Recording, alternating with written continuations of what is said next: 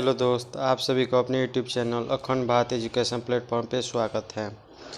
देखिए, हम पिछले वाले वीडियो में आप लोग को जैसे बता दिए थे कि अशोक का जो बेटा था महेंद्र और उनकी जो बेटी थी सुमित्रा, उन्होंने क्या धर्म प्रचार प्रसार कहाँ भेजा था? श्रीलंका भेजा था। तो आइए हम लोग जानते हैं कि अशोक के द्वारा कितने धर्म प्रचारकों को कौन कौन से देश में भेजा गया था। ठीक है, उसके बारे में कुछ हम लोग पढ़ लेते हैं। ठीक है, चलिए देखिए, ऊपर में आप लोग हेडिंग दिख रहा होगा, अशोक द्वारा भेजे गए धर्म प्रचारक। ठीक है, तो धर्म प्रचारक यानी धर्म को प्रचार करने वाला, और क्या है? देश। ठीक है, तो देखिए फर्स्ट में उन्होंने अपना बेटा और अपनी बेटी को कहाँ भेजा था? श्रीलंका, बौद्ध धर्म के प्रचार प्रसार के लिए। उन दोनों का नाम क्या था? एक का नाम था महेंद्र और एक का नाम था क्या था? सुमित्रा। ठीक है, एगो महाधर्म रक्षित धर्म प्रचारक थे, उन्हें महाराष्ट्र में भेजा गया था। कहाँ भेजा गया था? महाराष्ट्र में। ठीक है, सेना तथा उत्तरा, ये भी क्या थे? व्यक्ति माने आदमी थे लोग। इन लोगों को कहाँ कौन से देश में भेजा गया था? स्वर्ण भूमि। स्वर्ण, आप लोग के ये दिमाग में आ रहा होगा कि भाई ये देश तो श्रीलंका सुना हुआ है, ये अभी भी है। महाराष्ट्र सुना हुआ है कि महाराष्ट्र क्या है हम लोग का राज्य में। ये स्वर्ण भूमि कौन सा देश है? यर्ण कौन सा देश है? मैसूर। देखिए उस समय देश का नाम कुछ अलग रहता था। ठीक है, जैसे आज जैसे मगध है, तो मगध को आज किस नाम से जानता है? बिहार के नाम से जानता है। ठीक है, वैसा ही है पहले का। तो सोना तथा उत्तरा कहाँ कौन से देश में गए थे धर्म प्रचार के लिए? स्वर्ण भूमि गए थे। कौन? स्वर्ण भूमि में। ठीक है, महारक्षित ये धर्म प्रचार कौन से देश में गए थे? यौन देश में गए थे। कौन से देश में? यौन देश में। और महादेव कौन से देश में? महादेव कौन से देश में धर्म प्रचार के लिए गए थे? मैसूर में। कहाँ गए थे? मैसूर में। ठीक है, तो चलिए हम लोग चलते हैं लोग आगे, और आगे क्या इसके बारे में पढ़ते हैं लोग कि और क्या क्या है अंदर डीपली। आइए हम लोग आगे बढ़ते हैं लोग। देखिए, धर्म ग्रहण करने के बाद अशोक ने अपने राज्याभिषेक के 8वें वर्ष ही धर्म यात्रा प्रारंभ की उसी यात्रा के क्रम इस प्रकार है: बोध गया, कुशीनगर, लुम्बिनी नगर, कपिलवस्तु, सारनाथ तथा श्रावस्ती। यानी कहने का मतलब जो अशोक था, ठीक है, जब वो धर्म को क्या किया? अपनाया। कौन से धर्म को? बौद्ध धर्म को क्या किया? अपनाया। और जब उनका राज्य अभिषेक हुआ ना, कौन सा वर्ष में राज्य अभिषेक हुआ था? 8वें वर्ष में। ठीक है, जब उनका 8वें वर्ष में राज्य अभिषेक हुआ था, तो वो क्या किए? धर्म के मैंने स्थायित्व के लिए, प्रचार के लिए क्या कर दिए? घूमना चालू कर दिए थे वो। देखिए ये धर्म के प्रचार के लिए वो कहाँ गए थे? तो बोध गया गए थे, कुशीनगर गए थे, लुम्बिनी गए थे, लुम्बिनी नगर है एक दोनों। ठीक है, कपिलवस्तु गए थे, सारनाथ गए थे, श्रावस्ती गए थे। ठीक है, आप लोग इसमें से कुछ बातें याद आ रही है कि बोध गया, कुशीनगर, लुम्बिनी नगर, कपिलवस्तु, सारनाथ, श्रावस्ती मैंने क्या है? देखिए ये इसलिए गए थे ना कि गौतम बुद्ध थे, ठीक है, ये सब इसी जगह पर क्या हुए थे? वो अपना कदम रखे हुए थे।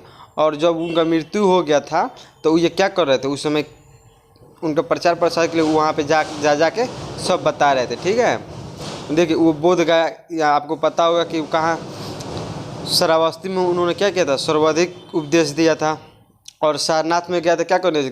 शिक्षा प्रदान करने अपने दोस्तों के साथ। लेकिन वहाँ पे कोई आया और क्या बोला कि किसी बीड़ा को इतना भी ना खींचिए कि वो टूट ही जाए, और इतना कम भी ना खींचिए कि वो बजे ही नहीं। तो वहाँ से उन्होंने कहाँ चल गए? कुशीनगर चले गए। कहाँ चले गए? कुशीनगर चले गए। बोध गया और जॉन क्या करते? जॉन वृक्ष के नीचे वो ज्ञान प्राप्ति कर रहे थे, वही वृक्ष का नाम क्या पड़ गया? बौद्ध पड़ गया। ठीक है, तो लुम्बिनी कपिलवस्तु उनका जन्म हुआ था। ठीक है, लुम्बिनी नगर में। तो ऐसा ही जहाँ जहाँ बौद्ध धर्म ने अपने कदम रखे थे, तो उनके मृत्यु यानी महापरिनिर्वाण हो जाने के बाद उसको अशोक ने क्या किया था? वहाँ पे अपना भी कदम रखा था, ताकि उनका धर्म क्या रहे? अभी भी जिंदा रहे, चलता रहे। अशोक ने अपने शासन के, देखिए 2 नंबर पॉइंट यहाँ पे, अशोक ने अपने शासन के 10वें वर्ष सर्वप्रथम बोध गया की यात्रा की। उसके बाद 20वें वर्ष लुम्बिनी नामक ग्राम गया और उसे कर मुक्त कर दिया तथा केवल 1/8 भाग लेने की घोषणा की। अशोक ने जब 10वें वर्ष क्या किए थे 10वें वर्ष, सर्वप्रथम 10वें वर्ष जब हुआ अपने उनके राज्य अभिषेक के 10वें वर्ष, ठीक है, ऐसा आ गया 10वें वर्ष। तो आप लोगों को समझा दें कि जब उनका राज्य अभिषेक हुआ था ना 8वें वर्ष के बाद उनका राज्य अभिषेक हुआ था, तो राज्य अभिषेक के कितने बाद 10वें वर्ष बाद कहाँ चले गए, वो बोध गया चले गए। कहाँ चले गए, बोध गया चले गए। उसके बाद 20वें वर्ष उन्होंने कहाँ गए, लुम्बिनी नामक ग्राम, ये लुम्बिनी जहाँ उनका क्या हुआ था, जन्म हुआ था, तो वो लुम्बिनी चलेगा। और जब लुम्बिनी गए ना तो उसको क्या कर दिया, कर मुक्त कर दिया, यानी कर लेना ही वहाँ से छोड़ दिए, ठीक, वहाँ जन्म हुआ था महात्मा बुद्ध का। और वहाँ से कितना, जहाँ से 1/10 भाग कर लेते थे, वहाँ से केवल 1/8 भाग ही क्या कर लेना चालू कर दिए। क्या लेना, जैसे जितना गांव होगा ना, जैसे जितना गांव होगा उसमें से क्या करते, कुछ गाँव छोड़ दिए और 1/8 क्या किए, 8 भाग ही कर लेना चालू कर दिए। अशोक के काल में तीसरी बौद्ध संगीति 255 ईस्वी में पाटलिपुत्र में हुई थी, जिसका अध्यक्ष मोगलीपुतिस था, ठीक है। देखिए अशोक के ही काल में जब अशोक शासन कर रहा था तो उसी के काल में तीसरी बौद्ध संगीति हुई थी। कौन सी, तीसरी बौद्ध संगीति, ठीक है। कब हुआ था, 255 ईस्वी में, और पाटलिपुत्र में हुआ था। कहाँ हुआ था, पाटलिपुत्र में। और इसका अध्यक्ष कौन था, मोगलीपुतिस था। कौन था अध्यक्ष, मोगलीपुतिस था। जैसे क्वेश्चन आ जाएगा तीसरी बौद्ध संगीति कहाँ हुआ था, तो पाटलिपुत्र में हुआ था। किसके समय में हुआ था, अशोक के समय में हुआ था। कब हुआ था, 255 में हुआ था। इसका अध्यक्ष कौन थे, मोगलीपुतिस थे। यानी बहुत सारा क्वेश्चन क्या करता है, इससे बन सकता है। तो आप लोग को, ठीक है, आप लोग को इस पॉइंट को थोड़ा ध्यान से क्या करना पड़ेगा, देखना पड़ेगा, ठीक है। एक बार और इस पॉइंट को आप लोग क्या कीजिए, ध्यान लगाइए कि अशोक के जो तीसरी बौद्ध संगीति थी, अशोक के तीसरी बौद्ध संगीति, सॉरी ये क्या आ जाए, अशोक के काल में जो तीसरी बौद्ध संगीति 255 ईस्वी में हुआ था। कब हुआ था, 255 ईस्वी में हुआ था, ठीक है। किसके काल में, अशोक के काल में तीसरी बौद्ध संगीति, ठीक है, पाटलिपुत्र में हुआ था। और इसका अध्यक्ष कौन थे, मोगलीपुतिस थे। कौन थे, मोगलीपुतिस थे, ठीक है, मोगलीपुतिस थे। आशा करता हूँ कि आप लोग इस वाले क्वेश्चन को कुछ ज़्यादा ही कवर किए होंगे, ध्यान दिए होंगे, ठीक है। अब चलिए हम लोग आगे बढ़ते हैं। लोग देखिए श्रीलंका के राजा ने सिंगली संप्रदाय को छोड़कर बौद्ध धर्म अपना लिया। श्रीलंका के एक राजा थे, ठीक है, वो कौन सा धर्म मानते थे, वो सिंगली धर्म को क्या कहते, मानते थे। लेकिन जब उनके बेटा और बेटी ने वहाँ प्रचार प्रसार के लिए गए, बताए उसके बारे में, बौद्ध धर्म के बारे में बताएं, तो उन्होंने क्या किया, जो सिंगली धर्म के मानने वाले थे उसको छोड़ दिया और किसको अपना लिए, बौद्ध धर्म को अपना लिए। कौन सा धर्म को, बौद्ध धर्म को अपना लिए। अशोक धार्मिक रूप से सहिष्णु था, अर्थात वो किसी भी धर्म के साथ भेदभाव नहीं करता था, ठीक है। जो कहने का मतलब जो सहिष्णु ये है कि वो किसी भी धर्म के साथ क्या करता है, भेदभाव नहीं करता। आपको जो धर्म मानना है आप मानिए, हम आपको रोकने नहीं जाएंगे, ना ही आपको मारेंगे, ना ही आपको क्या करेंगे, ज़बरदस्ती करेंगे, ना आप बौद्ध ही धर्म मानिए। ऐसा अशोक अपने आप को मानता था कि हम किसी के साथ क्या करते हैं, जोर जबरदस्ती, जिसको जो उस व्यक्ति को मानना है, जो धर्म मानना है वो मान सकता है। हम बौद्ध धर्म मानते हैं, बस हम इतना ही जानते हैं, इससे ज़्यादा कुछ नहीं जानते हैं, क्या जी। चलिए, अशोक के समय मुद्राएं सोने, चांदी और तांबे आदि को होते थे, ठीक है।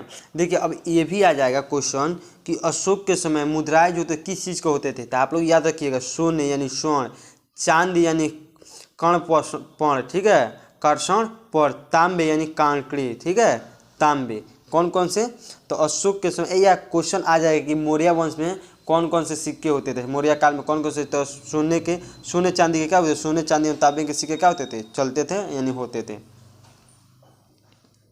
चलिए हम लोग आगे चलते हैं। लोग आइए देखते हैं। कहते अशोक के अभिलेख को पढ़ने और समझने की पहली सफलता 1837 ईस्वी में जेम्स प्रिंस को मिली थी। किसको मिला था, अशोक जो थे, अशोक अभिलेख को पढ़ने और समझने की पहली सफलता 1837 ईस्वी में जेम्स प्रिंस को मिली थी, ठीक है। आइए 2 नंबर पॉइंट हम लोग देखते हैं। लोग पॉइंट नंबर 2 कि अशोक ने अपने अधिकतर अभिलेखों में अपने नाम देवनाम प्रियदर्शी लिखा हुआ था। यानी कहने का मतलब जब भी अशोक अभिलेखों क्या करता था, लिखवाता था, यानी कहीं भी भेजता था, उसमें अधिकतर अपने किस नाम को, देवनाम प्रियदर्शी। देवनाम प्रियदर्शी का अर्थ होता है देवताओं का पसंद है, जो देवताओं का पसंद होता है, ठीक है। जो अशोक का पसंद था वही क्या होता है, इसलिए वो अपना नाम क्या रखा था, देवनाम प्रियदर्शी। 3 नंबर स्टेटमेंट कहता है मध्य प्रदेश की, गुजरात तथा कर्नाटक की मांस की नदर तथा उद्देलान अभिलेखों में अशोक का स्पष्ट नाम क्या, अशोक लिखा हुआ है। यानी क्वेश्चन एक है ये पूछा हुआ है कि किस अभिलेख में अशोक ने अपना स्पष्ट नाम अशोक लिखवाया था। तो मध्य प्रदेश के गुर्जरा अभिलेख, कर्नाटक की मास्की अभिलेख, नैदर अभिलेख, उद्देलान अभिलेख, इस समय क्या किया, अशोक ने अपना स्पष्ट नाम अशोक को बताया हुआ है। भानु अभिलेख में अशोक के लिए मगध सम्राट नाम प्रयोग किया गया।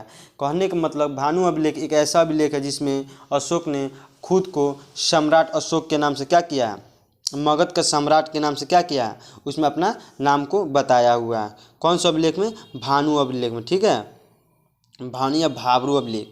कहते हैं कि अशोक असम के अशोक की, यानी कहने का मतलब ये जो स्टेटमेंट है, असम एक ऐसा राज्य है और पहले भी था जहाँ पे अशोक ने उनका कोई साक्ष्य नहीं मिला था। ऐसा माना जाता है जब कोई साक्ष्य नहीं मिला था तो ऐसा प्रतीत हो सकता है कि वो आदमी क्या हुआ था, उसका शासन वहाँ पे नहीं था, यानी वो वहाँ पे नहीं गया हुआ था। ठीक है, अशोक ने 84,000 स्तूपों का निर्माण करवाया था। अशोक ने कितने स्तूपों का निर्माण करवाया था, 84,000। ठीक है, और अशोक ने शिलालेखों को 3 भागों में बांटा हुआ था। कितने भागों में बांटा हुआ था, 3 भागों में बांटा हुआ था। कौन, अशोक। देखिए वो कौन कौन अभिलेख था, पहला पढ़ लीजिए। देखिए पहला अभिलेख कौन है, देखिए शिलालेख। शिलालेख 2 तरह के होते थे, एक बड़ा शिलालेख, एक छोटा शिलालेख। देखिए जैसे बृहद शिलालेख, लघु शिलालेख, इसी को बोला जाता है बड़ा शिलालेख और छोटा शिलालेख। दूसरा स्तंभ, देखिए एक बड़ा स्तंभ थे, एक छोटा स्तंभ थे। ठीक है, और तीसरा क्या था, गुहा लेख, यानी जो गुफा होता है ना वो उसको बोला जाता है क्या, गुहा लेख। उसी में क्या करता, राजा अपना लिखवाता था और संदेश भेजता था। ठीक है, तो चलिए हम लोग इसको क्या करते हैं, यहीं तक इसको रोकते हैं हम लोग, और फिर हम लोग मिलेंगे नेक्स्ट वीडियो में। देखिए आप लोग नोट्स बनाते रहिए, इस नोट्स का कैपेसिटी आप लोग को बीपीएससी प्रीलिम्स तक है। ठीक है, और दरोगा का पीटी मेंस तो आप क्या करते हैं, ऐसे धुआं में उधिया दीजिएगा अगर हम पूरा सब्जेक्ट पढ़ा देंगे। अगर मेरा सब्सक्राइबर कुछ ज़्यादा हो जाएगा उसके बाद हम बीपीएससी का क्या करेंगे, फिर बैच चालू करेंगे जिसमें मेंस और पीटी दोनों पढ़ाएंगे बिल्कुल फ्री, और पूरा नोट्स के साथ पढ़ाएंगे। ठीक है, और उसके बाद क्या, वो अंदर से पढ़ा जाएगा। ये तो थोड़ा कुछ उतना अंदर से नहीं है, ये भी अंदर से। ये हम लोग अभी पढ़ रहे हैं, जानते हैं 60%। क्या पढ़ रहे हैं हम लोग, 60%, सिर्फ दरोगा के लिए, दरोगा के पीटी और मेंस के लिए। बाकी पटवारी, चपरासी और खलासी के लिए क्या है, ये बहुत काफ़ी है, बहुत अच्छा है ये वाला वीडियो जो हम अभी पढ़ा रहे हैं। मगर इसके बाद से अगर हम जैसे सब्सक्राइबर को लेकर हम भी देख रहे हैं कि कैसे कैसे मेरा सब्सक्राइबर बढ़ रहा है, इसके बाद से फ्री में बीपीएससी का प्री और मेंस दोनों डीपली हम पढ़ाएंगे। अगर डीपली अगर मेरे पास पूरा सामान का इतनी हो जा रहा है, साधन हो जा रहा है, तो हो सकता है कोई ऐसा समय है जो हम आप लोगों को क्या करें, ऑनलाइन आके पूरा सामने लाइव टू लाइव पढ़ाएं। ठीक है, तो चलिए भी इस वीडियो को हम यही रोकते हैं। थैंक यू, धन्यवाद। फिर मिलते हैं हम लोग नेक्स्ट वीडियो में।